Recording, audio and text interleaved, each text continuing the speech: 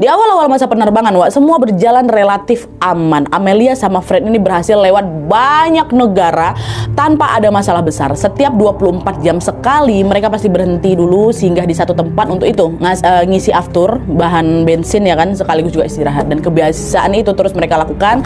Mereka lakukan berhari-hari, berminggu sampai 1 bulan kemudian, tanpa terasa perjalanan mereka udah masuk sekitar 80% rute, wah. Dan pada saat itu posisi mereka ini sudah berada di kawasan Pasifik Barat, tepatnya di mana? Di sekitar Asia Tenggara menuju ke Papua Nugini. Itu dari tanggal 29 Juni 1937 ya, wah ya. Tinggal beberapa titik lagi mereka bisa balik lagi nih ke Amerika.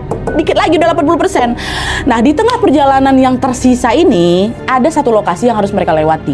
Namanya Pulau Howland, wah.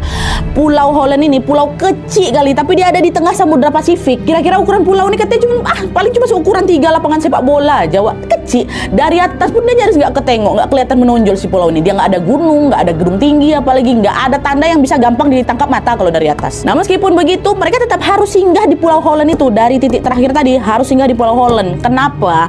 Karena di Pulau Howland ini sudah dipersiapkan khusus oleh pemerintah Amerika sebagai titik pengisian aftur atau pengisian bahan bakar pesawat Amelia, ya.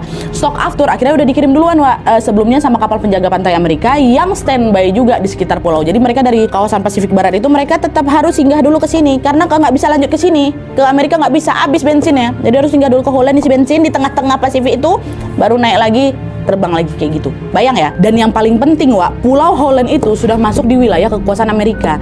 Di masa itu banyak pulau Pasifik yang udah masuk pengawasan Jepang, Wak. Jadi Amelia juga nggak bisa asal mendarat sembarangan di pulau mana aja yang ada di situ. Cuman bisa di Pulau Howland. Dan hubungan Amerika sama Jepang waktu itu lagi panas-panasnya. Kalau sampai si Amelia ini salah mendarat, bisa jadi masalah besar juga antara dua negara ini. Nah, balik lagi ya, sebelum dia nyampe di Pulau Howland, Amelia sama Fred kan mampir dulu tuh di Papua Nugini untuk isi aftur ya kan. Barulah habis dari situ mereka terbang lagi, baru OTW menuju ke Howland dengan jarak sekitar 2.500 mil, Wak, untuk isi aftur lagi tadi itu kan. Nah, jarak dari Papua Nugini ke Howland ini tuh jarak beresiko kali, Wak. Apalagi mereka terbang kan di atas lautan lepas kan, lautan lepas yang luas kali ini, di atas samudra kan, dan hampir nggak ada patokan apa-apa. Dan selain itu juga, Wak, di tahun 1937 itu peta tuh belum seakurat sekarang. Kalau mereka meleset dikit aja, pesawat itu bisa melenceng sampai ratusan kilometer ke depan, iya kan? Nah, supaya mereka aman, pihak Amerika pun akhirnya turun tangan di sini, Wak. Pihak Amerika ini menurunkan penjaga pantai Amerika ke Pulau Howland untuk menyambut kedatangan Amelia dan Fred. Dan selain itu, pemerintah juga menyiapkan satu kapal khusus yang bernama Itasca untuk jadi titik pandunya mereka. Nah, titik pandu ini maksudnya apa? Nanti kapal Itasca ini akan ngebantu ngarahin